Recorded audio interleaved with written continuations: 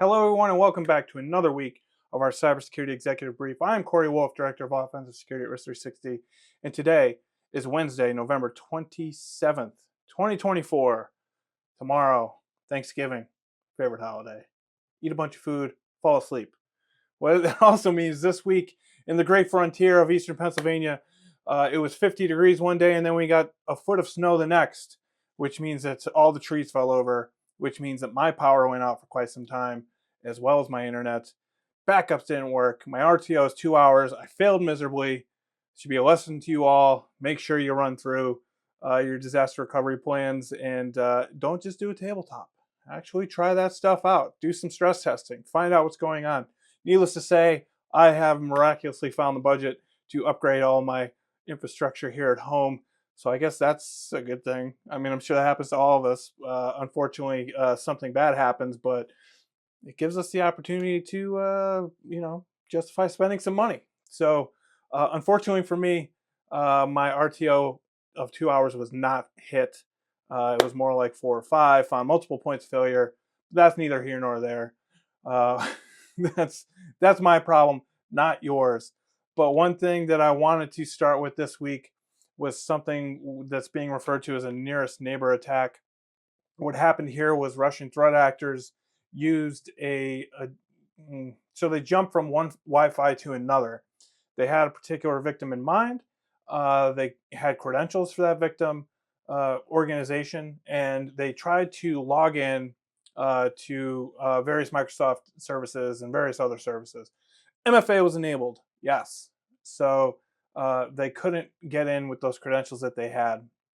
So what did they decide to do? Well, they decided to see if they could compromise an organization somewhere within the physical location of their target and jump over to their target's Wi-Fi network, which is what they did. So they compromised another facility, another office adjacent to their victim, and they knew that probably through various ways, but they knew one way or another that they did not that MFA was not enabled if you were connecting from the corporate Wi-Fi.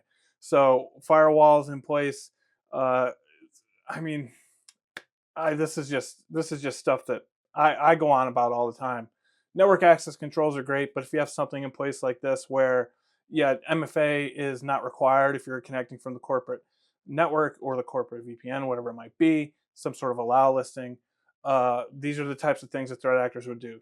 Compromise an organization close to the victim, found a device that had what they refer to, I forget what it's called. It's basically where dual home devices. There we go. So they found a device that was dual home, which means that it had basically the Wi-Fi was available. So it was like a laptop that was hardwired in, but it has a Wi-Fi adapter. Well, not an adapter anymore. How old am I? It has Wi-Fi functionality built into it. So if it's using the wired connection and a threat actor compromises that device, the threat actor can then use that Wi-Fi to connect to some other Wi-Fi network, which is what they did. So they were able to identify a device in this adjacent facility that had enough, that was within range of the victim Wi-Fi network.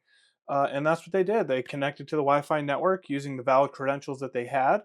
MFA was not enabled. If you connect from the Wi-Fi network, you do not need to use Wi-Fi. So they were able to jump from the adjacent organization to the target organization via Wi-Fi. So, there's lots of things going on here. This, first and foremost, is why you don't want your Wi-Fi network being blasted much further than it needs to be. This is why you should be constraining your Wi-Fi coverage area.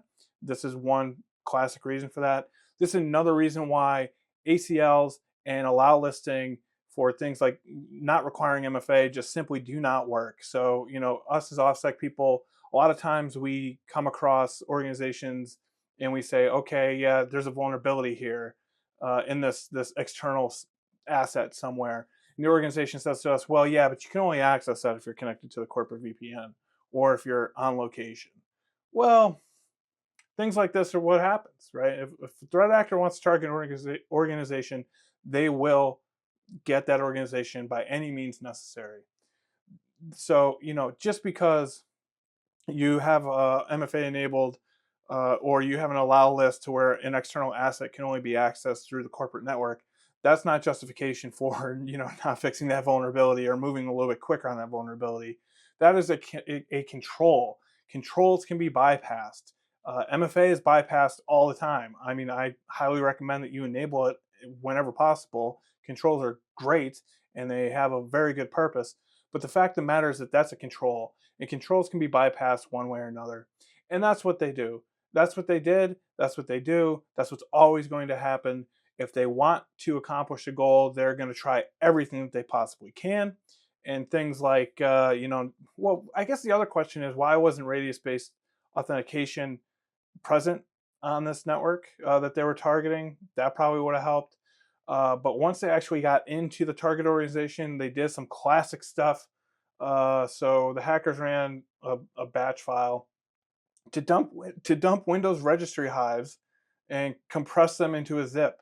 This is classic just Windows pen testing stuff that's been going on forever. I don't know. Maybe they had some sort of privilege escalation.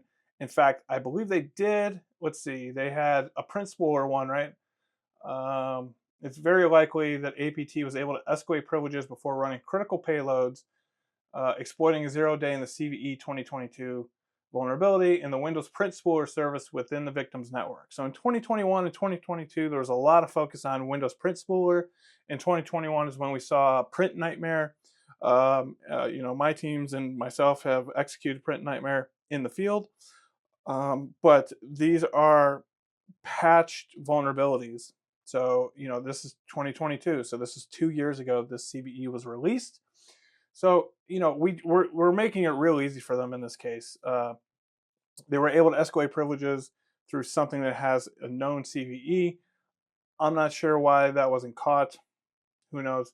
But basically, they went from that adjacent organization connected to the target organization via Wi-Fi, used the valid credentials that they had, to RDP to a machine on the victim network, executed this print spooler privilege escalation vulnerability, and then dumped the SAM and probably did a whole bunch of other information gathering. So this is like classic stuff, right? One, you should always enable MFA. It doesn't matter if you're on the corporate network or not. Two, you really want to be cognizant of how far your Wi-Fi signal goes, and you can test that. Of course, organizations like Risk360, when we do Wi-Fi assessments, those are the types of things that we're looking at. What type of security is in place on the Wi-Fi network? Is radius-based authentication enabled and in use? It should be in every corporate environment, if possible. I mean, most of the time you can make it happen. But and how far does the signal go? Can I sit, a quarter mile away and be able to catch your Wi-Fi signal or whatever it might be? Quarter mile is kind of far, but you get the point. So, this is just classic stuff here. I think this is the APT known as Forest Blizzard. Yeah, here we go. It's Fancy Bear. Forest Blizzard is a Microsoft name. Fancy Bear is, one of the best to do it. And they've been doing it for a very long time.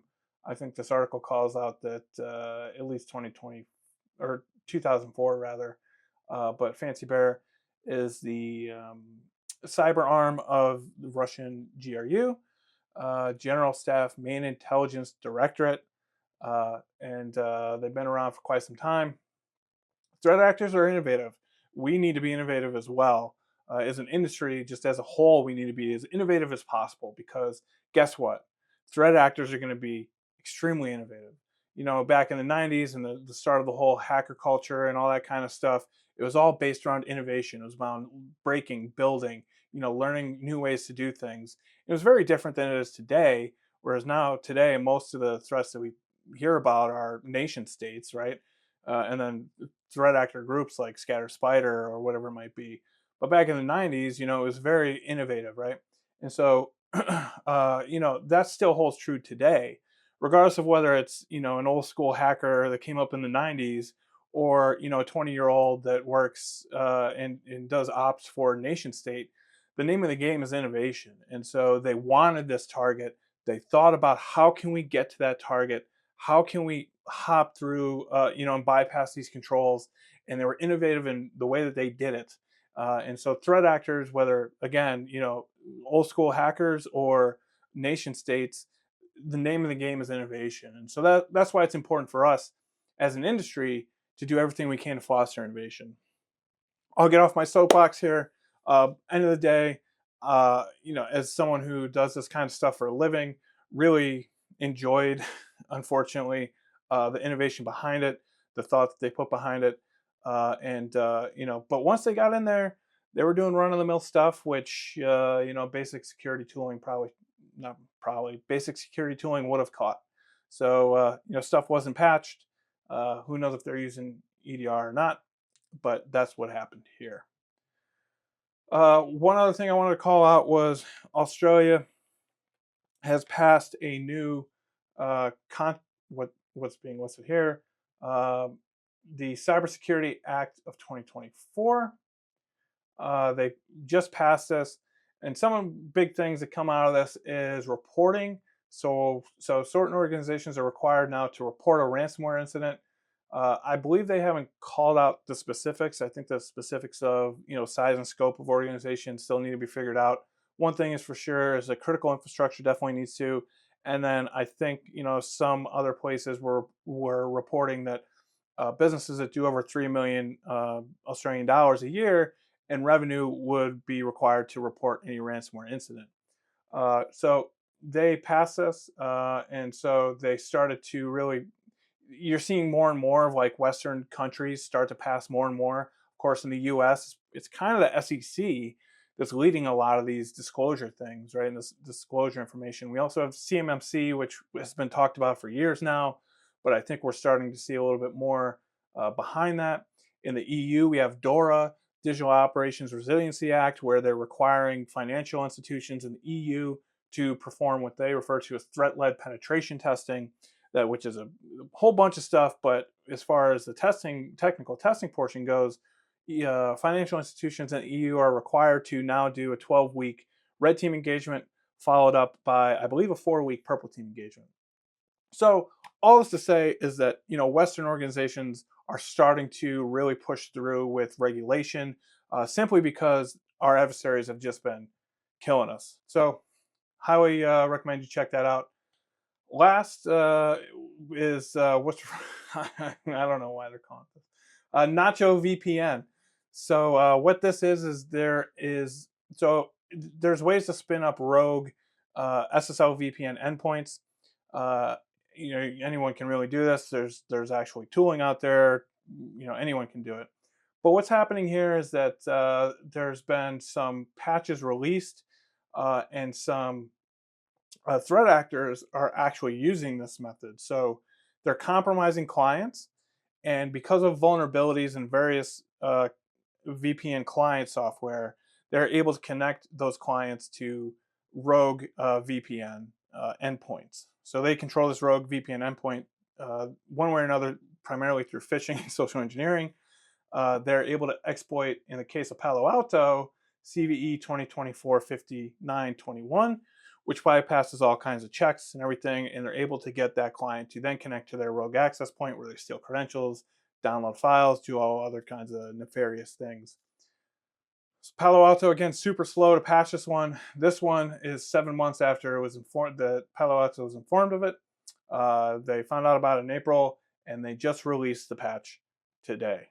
So again, I'm sure many of us are currently patching our Palo Alto firewalls and endpoints. Now make sure that you patch your clients as well. Palo Alto, what a year for Palo Alto.